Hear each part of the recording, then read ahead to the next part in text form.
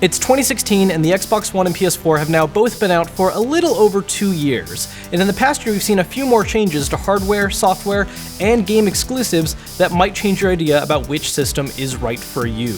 Now before we start talking about changes, let's just look at how both systems performed over 2015. Now the PS4 still holds a very strong lead in sales. Over 2015 they sold 16.5 million units, which puts their total sales at a little over 36 million. Now, as for Xbox One, we don't actually have the hard numbers on that because Microsoft stopped making those figures publicly available, but the best estimations that a lot of different sources have is that they sold about 8.4 million units over 2015, putting their total somewhere around 19.5 million. Now, this actually surprised me a lot because while I wasn't sure if Xbox One was going to overtake in sales for 2015, I thought they were at least going to close the gap a little bit thanks to some software updates and having what in my opinion were some larger exclusives for the holiday season. But that didn't happen. In fact, the PS4 is still almost at a 2-to-1 lead over the system. And it's interesting to note that when you look at the US alone, the numbers are actually very close, but throughout Europe, the PS4 is outselling the Xbox One 3-to-1, and Japan basically continues to ignore that the Xbox even exists in the first place. So what changes happened over the course of 2015 that might affect which system you want and cause those sales that we saw over that past year? Well, between the two systems, the Xbox One has actually had the most changes. First off, the entire interface has had a remodel that works a lot better than the design we had at launch that a lot of people complained about. There's also been a new hardware version of the Xbox One made available, which features a hybrid drive, which makes loading times a little faster on games that are completely loaded from the hard drive rather than disk. On the other hand, the PS4 also received a hardware revision in 2015, with newer models now featuring better cooling, reduced fan noise, and front-facing buttons that were actually buttons rather than a touch interface, which a lot of people didn't like. Now, hardware and software are cool, but really the main reason why you should debate one system or the other is once again which exclusives each one has. And this is something that I thought Xbox One was a little stronger on last year, but clearly wasn't enough to shift sales. Going with PS4 first, they started the year with the release of the Order 1886, which was critically panned, but did do pretty well sales-wise, followed by Bloodborne, which received much better critical praise and sold quite a bit more. Later in the year, we also got an HD re-release of the original Uncharted games called the Nathan Drake Collection, which is actually the top-selling PS4 exclusive right now, mainly thanks to the fact that it was bundled with systems during the holiday season. Last but not least is Until Dawn, which didn't have the best sales for PS4 exclusives, mainly because it was basically an interactive movie, but because of this fact, it was also one of the most watched streamed games during the month of its release. Now, as for Xbox One, there's basically 3 major exclusives that came out last year. First off was the Gears of War Ultimate Edition, which once again sold really well because it was bundled with systems during the holiday season. Next up, and more importantly, is Halo 5, which is the game that I thought was really going to tip the balance of which system sold more during the holiday season. And in fact, out of exclusive games on both systems, Halo 5 sold more than any other. It just wasn't enough to counterbalance all the momentum the PS4 has going for it. And last is Rise of the Tomb Raider, which for the holiday season was a timed exclusive for Xbox One.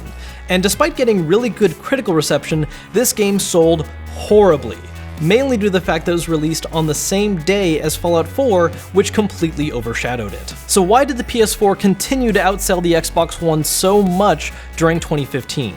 Well, despite the fact that the Xbox One had a really strong exclusive in the form of Halo 5, PS4 was able to counter that a bit thanks to the fact that it opened the year with a strong release like Bloodborne. Also, while they didn't have as many strong titles during the holiday season, there was the promise of a lot of big games coming up this year in 2016 that made it a major holiday purchase as a gift. Now, one other thing that I completely underestimated is the fact that Activision is showing a lot of love for PS4, which is causing a lot of the Call of Duty fan base, one of the most selling games in the US, to completely move over to that system, selling 11 million units worldwide on PS4 and only a little under 6 million on Xbox One. Now, all that being said, these are games that have already been released, you've probably already read reviews on them and figured out which ones you like or don't like, so the real question is what games do we have to look forward to in 2016? Now, given it's still early in the year, so some of these might get pushed back, but we have a lot of exclusives to look forward to this year, more than we've seen in past. Where we saw 2 or 3 games for each system in 2015, we're looking at 5 to 6 on each one for this year.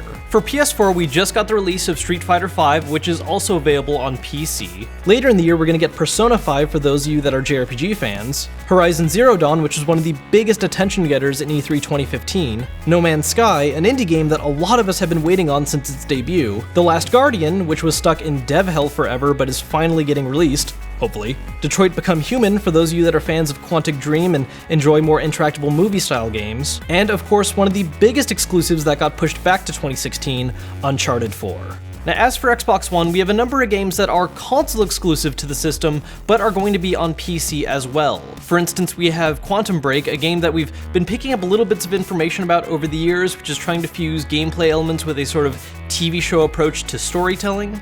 Recore, a game that we found out about at E3 2015, which is being overseen by the creator of Mega Man, Keiji Inafune. Cuphead, an indie game that's been getting a lot of attention due to its unique animation style. Sea of Thieves, a new game from Rare, which is a pirate-style MMO. And as of right now, the only 2 games that sound like they're completely Xbox One exclusive and not getting a PC port are Gears of War 4 and Halo Wars 2. Now, as I said, it's still early in the year, so a lot can still change about these titles. We might see some of them get pushed back to 2017, but they're definitely some of the biggest ones to look out for this year. So, with all that being said, which system is right for you? Well, my main argument that I've made in all of these videos, and I still stand by, is looking at which exclusives really appeal to you and go for that system. And if that fails, look at what system your friends are grabbing so you can make sure you can play stuff with them online in co-op. Now, if after this you're still stuck, well, the last thing I can say is, if you just want to focus on games, I do land a little more on the side of the PS4, mainly because when it comes to multi-platform titles, you are going to see better performance on it, whether that's a better frame rate or games having actual 1080p resolution as opposed to something that's sub 1080p that's getting upscaled. On the other hand, if you just want a multimedia device that also plays games, the Xbox One was designed to be that from the start, so that's going to appeal to you a bit more. As always, guys, thank you so much for watching the video. If you enjoyed it, hit that thumbs up button to let me know, as well as subscribe. If you want to pick up either console or look a little more at them, I do have them linked down below in the description.